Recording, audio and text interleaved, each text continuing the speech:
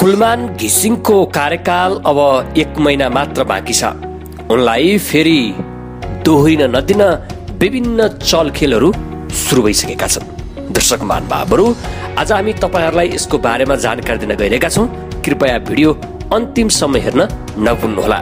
आखिर को हुन् त कुलमानलाई अब दोहोरिन नदिन अथवा त्यो ठाउँमा काम गर्न नदिने ती व्यक्तिहरू, हामी त्यसको बारेमा जानकारी दिन गइरहेका छौं। नेपाल विद्युत प्राधिकरणका कार्यकारी निर्देशकको कार्यविधि अन्तिम महिनामा प्रवेश गरेको छ। भदौ 29 गतेदेखि उनको 4 वर्षे कार्यकाल सकिन लागेको हो। तत्कालीन ऊर्जा मन्त्री जनार्दन शर्माले प्राधिकरणको 11औं तहका कर्मचारीको रूपमा कार्यरत घिसिङलाई 2073 साल भदौ 29 गते पुष्पकमल दाहाल प्रचण्ड नेतृत्वको मन्त्री परिषदको बैठकबाट निर्णय गराएर प्राधिकरणको कार्यकारी निर्देशकको रूपमा ल्याएका थिए। उनले भदौ 30 गते पदभार ग्रहण गरेका थिए। कार्यकाल सकिन लागेपछि प्राधिकरणमा उनलाई निरन्तरता दिने कि नदिने भन्ने बहस सुरु भएको छ। अर्को कार्यकालमा निरन्तरता दिनुपर्छ भन्ने माग एकातिर हुँदा उनलाई फेरि सोही पदमा दोहोरिन नदिन चौतर्फी रूपमा चलखेल सुरु भइसकेको छ। कुलमानलाई नदोर्याउन र सो ठाउँमा आफू अनुकूलका व्यक्तिलाई ल्याउन यति बेला उच्च राजनीतिक तहमा सक्रियता बढ्न थालेको छ। सोही चलखेलका कारण उनी दोस्रो कार्यकालका लागि प्राधिकरणमा रहने सम्भावना समेत कमजोर बन्दै गएको स्रोतले बताएको छ। कुलमानलाई वर्षौंदेखिको लोड सेडिङलाई चमत्कारिक रूपमा 6 महिनामै अन्त्य गरेको जस गइरहेको छ। लोड सेडिङ अन्त्यसँगै वर्षौंको घाटालाई अन्त्य गरेर प्राधिकरणलाई नाफामा लैजान र वर्षौंदेखिको सिन्चित घाटालाई कम गर्दै जान सफल भएको जस पनि जान्छ। सोही कारण अर्को कार्यकालमा पनि उनलाई प्राधिकरणमा निरन्तरता दिनुपर्ने जनमत बाक्लो छ। तर ऊर्जा मन्त्रीदेखि सरकारका उच्च अधिकारीहरू नै पछिल्लो समय कुलमानको विकल्पबारे छलफलमा अघि बढाइरहेका छन्। केही व्यक्तिलाई पदको आश्वासन समेत दिएको स्रोतको दाबी छ। घिसिङलाई निरन्तरता दिने हो भने सो अगावै सरकारले उनलाई पुनर्नियुक्ति दिनुपर्छ। तर त्यसरी नियुक्ति दिने गरी हालसम्म मन्त्रालयमा कुनै पनि छलफल भएको छैन। प्राधिकरणको कार्यकारी निर्देशकको नियुक्ति कहिलेसम्म गरिसक्नु पर्ने भन्ने बारेमा ऐनले प्रष्ट व्याख्या गरेको छैन। तर पुनर्नियुक्तिको हकमा कुनै व्यक्तिको कार्यकाल बाँकी छँदै सो सम्बन्धी निर्णय गरिरहनुपर्छ। आखिर कसले गर्दैछन् त चलखेल? दर्शक महानुभावहरू, कुलमानको दोस्रो कार्यकालको विपक्षमा यति बेला त्रिपक्षीय लबिङ सुरु भएको छ। त्यसरी विपक्षमा लबिङ गर्ने पहिलो नम्बरमा घिसिङको उत्तराधिकारीको रूपमा आफू वा आफ्नो अनुकूल व्यक्तिलाई ल्याउन चाहने व्यक्तिहरू छन्। नेपाल विद्युत प्राधिकरणको कार्यकारी निर्देशकलाई सार्वजनिक संस्थानका कार्यकारी प्रमुख मध्येकै आकर्षक पद मानिन्छ। नेपाल विद्युत प्राधिकरण सरकारी लगानीको सबैभन्दा ठूलो वासलात भएको सार्वजनिक संस्थान हो। प्राधिकरणले असार मसान्तको वित्तीय विवरण अनुसार प्राधिकरणको वासलतको आकार 3 खर्ब 29 अर्बको छ। यो वासलतमा देशका सार्वजनिक संस्थान मध्येकै सर्वाधिक समेत हो। प्राधिकरणसँग शेयर पुँजी मात्रै 1 खर्ब 25 अर्ब रुपियाँ छ। त्यस्तै प्राधिकरण अन्तर्गत करिब 15,000 कर्मचारी अहिले कार्यरत छन्। तर धेरै सम्पत्ति, ठूलो कर्मचारी संगठन र सर्वाधिक पुँजीको कारणले मात्रै प्राधिकरणका सबैको आकर्षणको केन्द्र बनेको भने होइन। प्राधिकरण सार्वजनिक खरिद सम्बन्धी काममा सर्वाधिक रूपमा संलग्न हुने संस्था मध्ये पनि अग्रणी स्थानमा आउँछ। त्यसमाथि यति बेला प्राधिकरणले विभिन्न रणनीतिक महत्त्वका योजनाहरू सञ्चालन गर्दै आएको छ। विद्युतीय तारलाई अन्डरग्राउन्ड गर्ने, देशभर ग्राहकलाई सिंगल फेजको स्मार्ट मिटर जडान गर्ने, विद्युतीय सवारीका लागि चार्जिङ स्टेसनहरू निर्माण गर्ने, मल्टी सर्किट ट्रान्समिसन लाइनहरूको निर्माण गर्ने कामलाई प्राधिकरणले अहिले तीव्रताका साथ अगाडि बढाइरहेको छ। त्यसो त लोड सेडिङ हट्दा अर्बौंको व्यापार र करोडौंको आमदानी चौपट भएकाहरूको रिस पनि यति बेला मरिसकेको छैन। Inverter, battery, generator, charging lamp, charging CFL bulb जस्ता सामानहरूको वार्षिक अर्बौंको व्यापार गर्दै आएकाहरूको व्यापार समेत लोड सेडिङ अन्त्य भएपछि ठप्प प्राय छ। एलईडी बल्ब खरिदका लागि प्राधिकरणले चालेको प्रक्रियाले थप अर्बौंको व्यापार ठप्प हुने अवस्थामा पुगेको थियो। त्यो रिस्ककै कारण भने पनि उनको कार्यकालमा क्रमभङ्गता चाहने व्यापारीहरूको जमात ठूलो नै छ। उल्लेखित सबै कामका लागि ठूलो खरिद सम्झौता गर्नुपर्नेछ। सार्वजनिक खरिदलाई आफ्नो अनुकूलमा बनाउने र त्यसबाट अनधिकृत लाभ लिने उद्देश्य भएकाहरू समेत यो पदमा आफू अनुकूलको व्यक्ति ल्याउन चाहिरहेका छन्। त्यसैका लागि पछिल्लो लबिङ सुरु भएको हो। त्यसमाथि प्राधिकरणले कम लगानी गरेका वा प्राधिकरणको स्वामित्वमा रहेका संयौं ठूला आयोजनाहरूको व्यवस्थापनमा समेत विद्युत प्राधिकरणको महत्त्वपूर्ण भूमिका भएको पदलाई आकर्षणको केन्द्र मानिएको हो। सोही कारण त्यो पदका आकांक्षीहरू सो पदका लागि जोड बलले लागिरहेका छन्। कुलमानलाई दोस्रो कार्यकालमा देख्न नचाहने अर्को पक्ष सरकारकै उच्च पदस्थ व्यक्ति र कर्मचारीहरू हुन्। घिसिङका कारण विगतमा 4 वर्षदेखि प्राधिकरणमा उनीहरूको स्वार्थले काम गर्न छोडेको छ।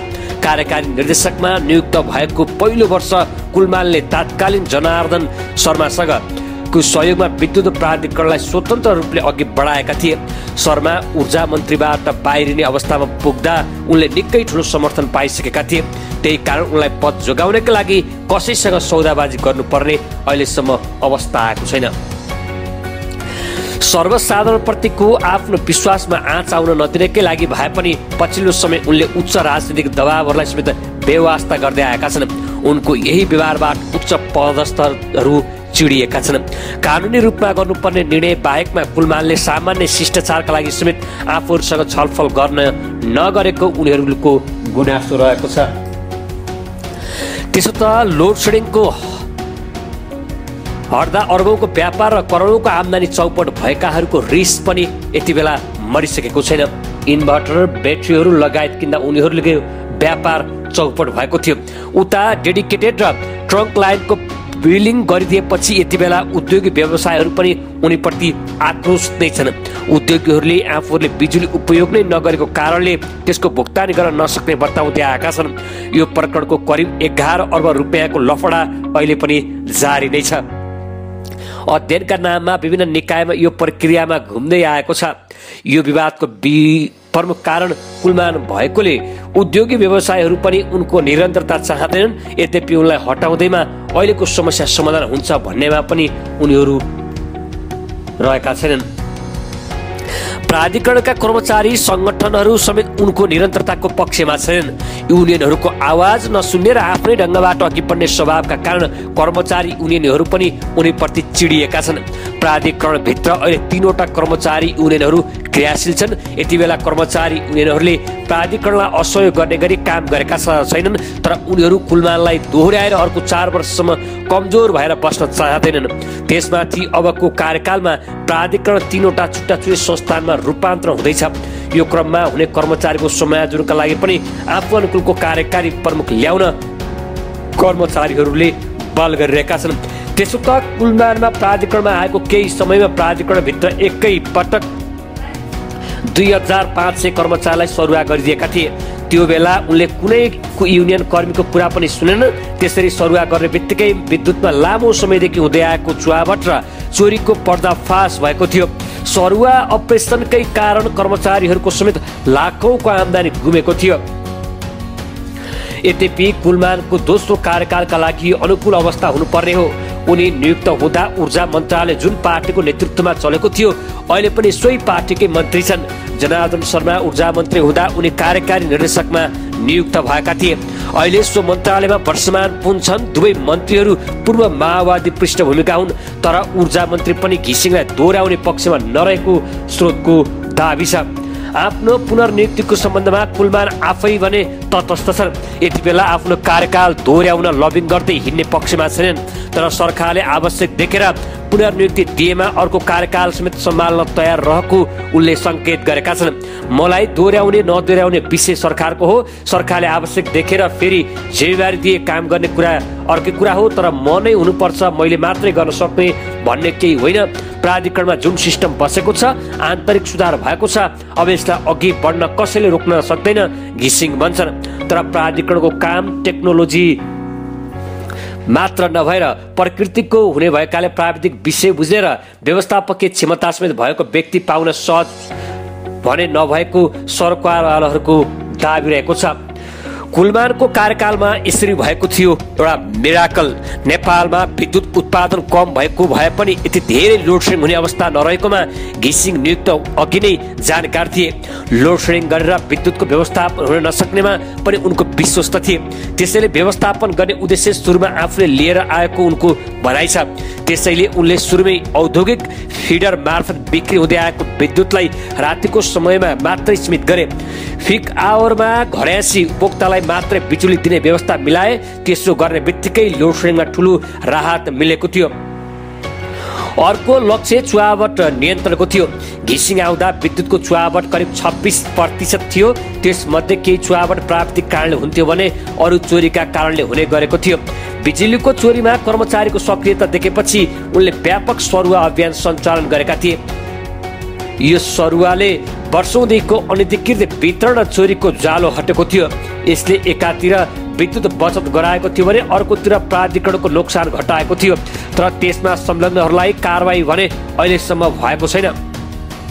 घिसिङले आफ्नो नियुक्ति 2 महिनामै लक्ष्मी पूजा देशभरि बत्ती जनाउने व्यवस्था मिलाएका थिए। औद्योगिक वितरण गर्ने र कुलले खानेको पावर ब्याकअपको व्यवस्थापन गरेर यसरी लोड सेडिङ नहुने वातावरण उनले मिलाएका थिए। त्यो सफलतापछि उनीप्रतिको भरोसा बढ्दै गएको थियो। फलस्वरूप त्यसको 4 महिनापछि घरयासी उपभोक्तालाई लोड सेडिङ नै नहुने घोषणा गर्न सफल भएका थिए। कुलमान भन्छन्, लोड सेडिङ हुँदैन भन्ने घोषणा गर्ने बित्तिकै मागको व्यवस्थापन गर्न झनै सहज भयो। पहिले बत्ती आएको बेला ब्याट्री चार्ज गर्ने ठुला मेसिन चलाउनेहरूले अब चलाउन छाडे। व्यवस्थापन गर्न झन सहज भएको थियो।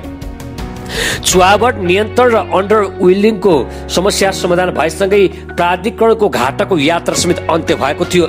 8 अर्ब 89 करोडको घाटाको अवस्थालाई कुलमानले 1 वर्षमा 1 अर्ब 46 करोड नाफामा पुर्याएका थिए। कुलमान आउँदा विद्युत प्राधिकरणको सिंचित घाटा 34 अर्ब रुपियाँ थियो, जबकि सरकारले 27 अर्ब मात्र अनुदान दिएर प्राधिकरणको घाटा राइट अफ गरेपछि त्यो सिंचित घाटा हुन्थ्यो।